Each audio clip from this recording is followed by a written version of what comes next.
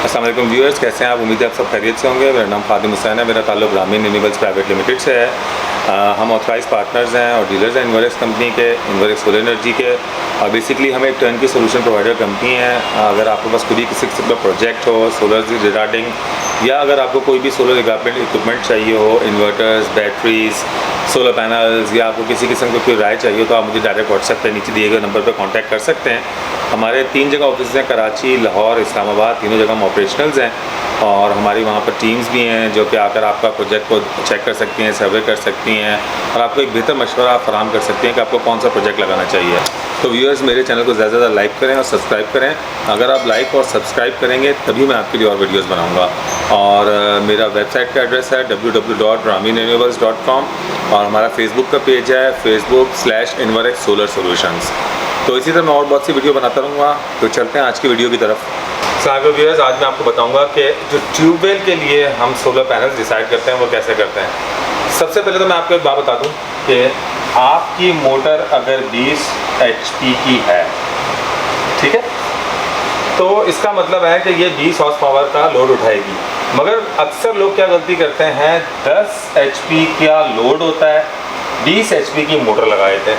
तो ये बहुत गलत करते हैं। आप 10 HP का लोड है, आप 10 HP की ही मोटर लगाएं, वरना आपको ड्राइव सिलेक्शन बड़ी करनी पड़ जाती है। अच्छा, अगर 20 HP की मोटर है तो इसमें आपके जो पैनल होंगे वो होंगे 20,000 वाट के। अच्छा, 20,000 वाट का मतलब ये है कि आप इसमें 4 सीरीज डालेंगे, यानी कि आप इसको 5,000 वाट के 4 सेट बनाएंगे। अब अगर आप 330 वाट के पैनल डाल रहे हैं तो आप 16 पैनल डाल दें।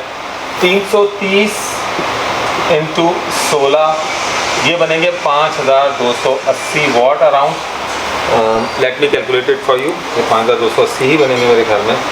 330 मल्टीप्लाई बाय 16 जी 5,280। 5,280 मल्टीप्लाई बाय 4 ये आ जाएगा जी 20 हॉर्स पावर के लिए आपको कितना चाहिए होता है। तो ये आ गया 21,120 वाट, यानी 21.12 किलो वाट। अब लोगों का अक्सर सवाल होता है कि 20 हॉर्स पावर बनते हैं मल्टीप्लाई बाय 740 वाट। तो 740 वाट अगर आप 20 से मल्टीप्लाई करते हैं तो ये आता है 14.8 किलो वाट। तो लोग कहते हैं कि 14.8 किलो वाट की मोटर है तो आप इसको 21 किलो वाट के पैनल क्यों दे रहे हैं? तो यूज़र उसकी वजह ये है कि जब आप कैलकुलेट करते हैं और आप सोलर को भी कैलकुलेट करते हैं, 21 किलो वाट नहीं देता। वाट पर मीटर स्क्वायर कितना है, वहाँ पे रेडियंस कितनी है, लॉसेस कितने थे, तो हम इसको हमेशा 70 to 80% काउंट करते हैं कि 70 to 80% आपको एनर्जी एफिशिएंट देगा। तो 21 किलो वाट का मतलब यही हो गया कि तकरीबन ये 14 से 15 किलो वाट आपको एनर्जी देगा। तो उसके लिए बेहतरीन सिलेक्शन ही है। अब इसी तरह अगर आपकी आ जाए कि आपकी 5 HP की मोटर है तो इस पर आप 5 किलो वाट के पैनल लगाएंगे तो 16 पैनल की एक ही सीरीज़ लगाएंगे। इसके जो वोल्टेजेस होते हैं वो होते हैं 550 VDC से लेके आप 700 VDC के दरमियान कहीं पर भी रख सकते हैं।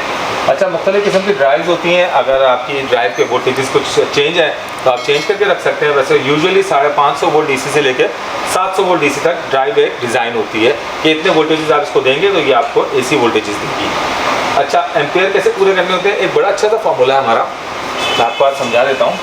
बेसिकली ये कहीं लॉ नहीं है, ये बेसिकली समझ लें कि एक नॉर्मल सा फार्मूला है कि अगर आपकी 20 HP की मोटर है, ठीक है जी, 20 HP की मोटर जो है वो आपके लेगी मल्टीप्लाई का 1.5 30 एम्पेयर।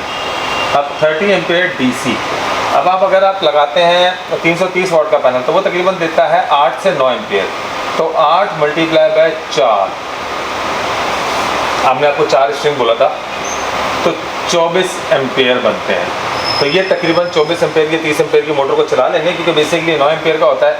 तो अगर हम 9 से करेंगे तो 9 × 4 = 9 9 18 18 36, सॉरी ये मैंने गलत लगाया था, ये 32 एम्पेयर बनते हैं। आई एम रियली सॉरी, ये 32 एम्पेयर बनते हैं। तो ये आपकी आराम से ड्राइव को चलाएगा। अगर 9 एम्पेयर दे रहा है तो ये बनेंगे 36 एम्पेयर्स। तो ये 36 एम्पेयर्स आपकी 30 एम्पेयर DC की मोटर को आराम से चलाएगा। अगर आपकी समझ में नहीं आ रहा होगा कितने एम्पेयर आपकी मोटर को DC के चाहिए तो आप इस तरीके से कैलकुलेट कर सकते हैं। लेट्स सपोज अगर 15 हॉर्स पावर की मोटर है तो 15 मल्टीप्लाई बाय 1.5 = 22 एम्पेयर आपको चाहिए।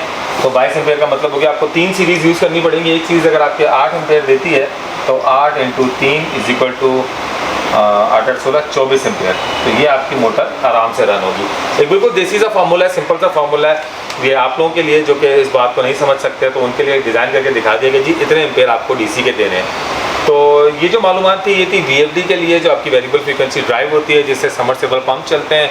लोग आजकल आटे की चक्कियाँ चला रहे हैं, गंदम पीसने की मशीन चला रहे हैं, घास काटने की मशीन चला रहे हैं। इवन मैंने कुछ जगह देखा है वो आइस फैक्ट्री की जो बड़ी बड़ी मोटर्स होती हैं 45 हॉर्स पावर 50 हॉर्स पावर की, वो भी इसी पे डिज़ाइन कर रहे हैं। तो ये सुबह समझ लें कि सूरज आपका स्टार्ट होता है 8 बजे, ये 8 बजे से लेकर 5 बजे तक चलती है शाम को, ये गर्मियों में। और जब सर्दियाँ होती है तो सूरज का टाइम थोड़ा कम हो जाता है, तो 9 से लेकर 4 बजे तक ये आपको सारा दिन वर्किंग करेगी, पानी देगी। इस दौरान इसकी स्पीड कम ज़्यादा होती रहती है, मगर क्योंकि पानी दे रहे हैं तो उस मोटर को कोई फ़र्क नहीं पड़ता, पानी की रफ्तार कम ज़्यादा हो जाती है। सो ये छोटा सा इंट्रो था आप लोगों को समझाने के लिए वीएफडी के लिए कैसे डिज़ाइनिंग करनी चाहिए सोलर पैनल्स की। सो गाइस, इसी तरह मेरी वीडियोज़ को लाइक करते रहें, मेरे चैनल को सब्सक्राइब करें। Stay tuned with us. Allah हाफिज़।